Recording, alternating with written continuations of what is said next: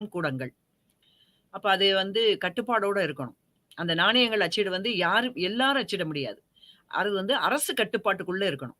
பேரரசு முழுவதும் இடங்கள், அதாவது பெரிய பெரிய நகரங்கள், ஆ கோட்டைகள் இருக்கிற இடங்கள், துறைமுகங்கள் இருக்கிற இடம். அந்த இடங்கள்ல எல்லாம் அந்த நாணய அச்சிட கூடங்கள் இருந்தது. அதுல என்ன அந்த நாணயங்கள்ல என்ன பொறிக்கப்பட்டது அப்படின்னா, எந்த இடத்தில் அச்சிடப்பட்டது அப்படிங்கிறது பொறிக்கப்பட்டிருக்கும். வருடம், எந்த வருடம் அது அச்சிடப்பட்டது என்பதும், பெயர், அரசருடைய பெயர். எந்த அரசர் காலகட்டத்தில இந்த நாணயம் அச்சிடப்பட்டது அப்படிங்கிறது. அப்ப இந்த நாணயம் அதனுடைய தரத்தை நிர்ணயிப்பதற்கு ஒரு அதிகாரி, சிறப்பான ஒரு அதிகாரி அவர்.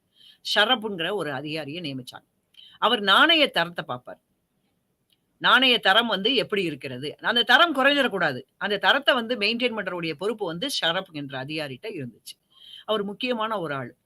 அவர் தான் அந்நிய செலவாணி விகிதம், அந்த மாற்று பணமாற்று செய்வாங்க பார்த்தீங்களா? அந்த சமயத்துல அந்நிய செலவாணி விகிதத்த நிர்ணயம் செய்றவர் ஷரப். அப்ப அதனால தான் ஷரப் ஒரு முக்கியமான அதிகாரி. பின்னாடி வாணிபம் நம்ம பார்க்கும்போது அத நம்ம பார்ப்போம்.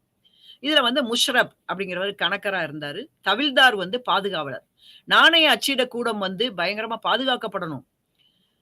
அந்த பாதுகாப்பு நடவடிக்கைக்காக ஒரு தனியா ஒரு அலுவலர் நியமிக்கப்பட்டிருக்காரு. அவர் தவில்தார் என்று அழைக்கப்பட்டார். முகிர்கான், முகிர்கான்ங்கிறவரு பொறியாளர். அந்த நாணயத்துல என்ன அச்சிடப்படணும்? எப்படி அச்சிடப்படணும்? எவ்வாறு அச்சிடப்பட வேண்டும்? எது எது அச்சிடப்படணும்? அப்படிங்கிறத நிர்ணயம் பண்ணக்கூடியவர் அந்த முகிர்கான்.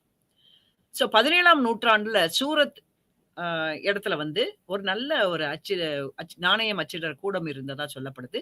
அதுல ஒரு தினமும் ரூ. 30,000 அச்சிடப்பட்டதாக சொல்லப்படுது. இந்த கூடங்கள் அப்படின்னு பார்க்கும்போது, செப்பு கூடம் 42 இருந்ததாக சொல்லப்படுகிறது. வெள்ளி 14, தங்கம் 4. நான் ஏற்கனவே சொன்னேன், தங்கம் கூடிய கூடம் அளவுல கம்மியா இருந்தது அப்படின்னு சொன்னேன். 17ஆம் நூற்றாண்டுல வெள்ளி அச்சிடக்கூடிய கூடம் 40ஆக உயர்ந்ததாக சொல்லப்படுகிறது. அப்ப இந்த நாணயங்கள் எப்படி அச்சிடப்பட்டது? அந்த அச்சிடக்கூடிய கூடங்கள் எங்க இருந்தது? எந்தெந்த இடங்கள்ல எல்லாம் அது அந்த அச்சிடும் கூடம் இருந்தது? அதுல என்னெல்லாம் பொறிக்கப்பட்டது? அதுல முக்கியமான அந்த நாணயத்தினுடைய தரத்தை நிர்ணயம் செய்யக்கூடிய முக்கியமான அதிகாரி யாருன்னு பார்த்தோம். ஷரப் அப்படிங்கிறவர். அப்ப இதோட நம்ம நில வருவாய் அப்படிங்கிற ஹெட்டிங்க முடிச்சிருக்கிறோம். அடுத்து நம்ம பார்க்கக்கூடியது கிராம சமுதாயம். இந்த சமுதாயம் எப்படி இருந்தது அப்படின்னு உங்களுக்கு தெரியணும். நான் ஏற்கனவே சொன்னது போல நம்ம 3 தலைப்பின் கீழ பார்க்க போறோம்னு சொன்னேன். நில வருவாய், கிராம சமுதாயம், அடுத்தது வாணிபம். இப்ப நம்ம 2வது ஹெட்டிங்குள்ள உள்ள வந்தாச்சு. அதுல விவசாய உற்பத்தி எப்படி இருந்தது? நில, மனிதர் விகிதாச்சாரத்தின்படி தான் உழைப்பு. அதாவது அந்த விளைச்சல் இருந்தது. உழைப்பு. நல்ல உழைப்பு இருக்கிற இடத்துல நல்ல உழுதல். அந்த உழுதல்னா என்னது? நிலங்களை நன்கு உழுது, நீர்ப்பாசனம் அதிகம் உள்ள இடங்கள்ல விளைச்சல் விவசாய உற்பத்தி அதிகமா இருந்தது. அது நம்ம சொல்ல வேண்டிய அவசியம் இல்ல.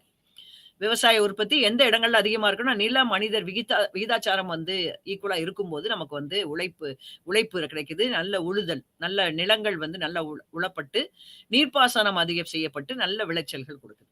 அப்ப டில்லி சுல்தானினுடைய ஆட்சி காலத்துல அதிக பயிர்கள் விளைவிக்கப்பட்டதாக சொல்லப்படுது. 2 மகசூல் செஞ்சாங்களாம். ஒரு வருடத்துக்கு 2 மகசூல் எடுத்துருவாங்க. அலாவுதீன்